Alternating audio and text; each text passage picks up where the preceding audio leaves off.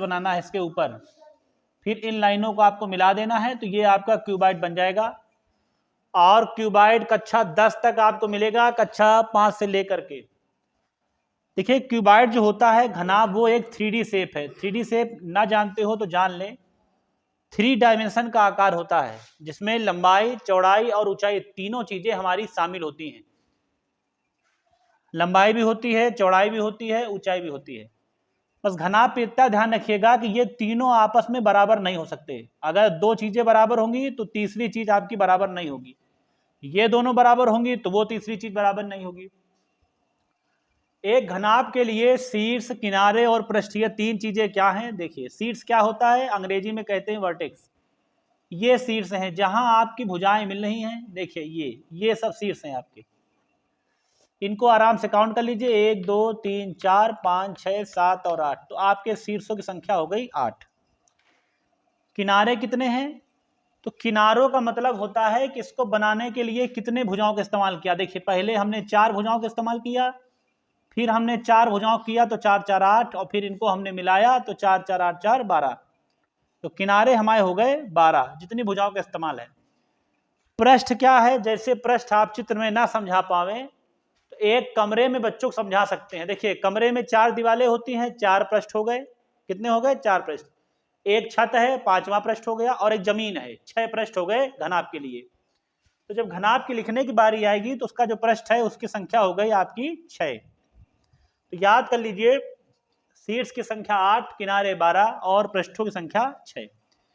अब एक फार्मूला आता है कि भैया घनाभ का आयतन क्या होता है, इंग्लिश में कहते हैं वॉल्यूम। तो घनाभ का आयतन होता है बेटा लंबाई गुणे चौड़ाई गुणे ऊंचाई। L का मतलब लेंथ होता है, B का मतलब ब्रेथ, और H का मतलब होता है हाइट।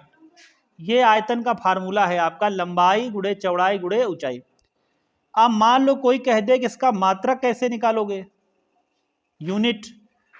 तो मान लो लंबाई भी मीटर में हो, सोचो जरा, लंबाई भी मीटर में हो, चौड़ाई भी मीटर में हो, और ऊंचाई भी मीटर में हो, तो कितने बार मीटर हो गया आपका? 3 बार।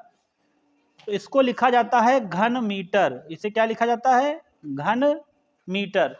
ये बात हुई हमारे आयतन की। अब आता है इसका वक्र पृष्ठ। घनाभ का वक्र पृष्ठ क्षेत्रफल कितना होता है? देखिए इसको अंग्रेजी में कहा जाता है कर्व्ड सरफेस एरिया। इसका फार्मूला होता है 2L + B × H। और अगर आपको इसका मात्रक निकालना होगा तो मान लीजिए लंबाई मीटर में, चौड़ाई मीटर में, तो 2 बार मीटर और मीटर से गुणा, तो वर्ग मीटर करके आप लिखोगे। सेंटीमीटर होगा तो वर्ग सेंटीमीटर करके लिख देना। अगला होता है, और सी ऐसे बोलते हैं इसको, जो साठ में बोलते हैं वो सी ऐसे बोलते हैं, कर्व्ड सरफेस एरिया, सी ऐसे बोला जाता है। अब आता है संपूर्ण पृष्ठ।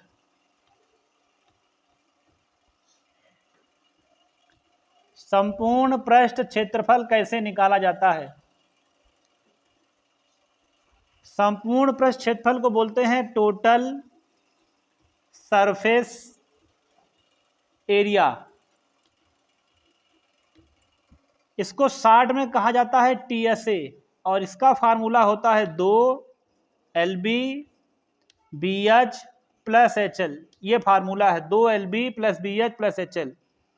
और इसका भी जो मात्रक आप लिखोगे, यहाँ पे लंबाई चौड़ाई का गुणा हो रहा है, तो वर्ग मीटर वर्ग सेंटीमीटर जो भी आपको मिलेगा वो आप लिखोगे।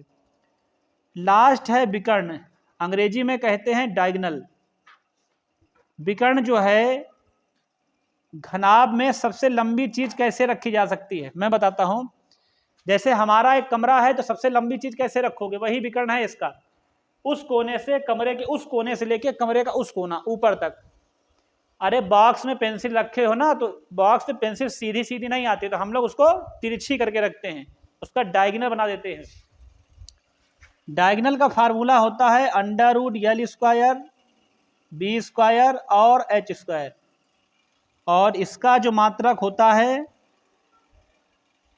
इसका मात्रक होता है एल स्क्वायर, है ना, 2 बार, तो 2 बार से ये बाहर निकल आएगा, तो केवल मीटर या सेंटीमीटर या मिलीमीटर जिस भी यूनिट में लिखा हो उसको इसी में लिख देना है।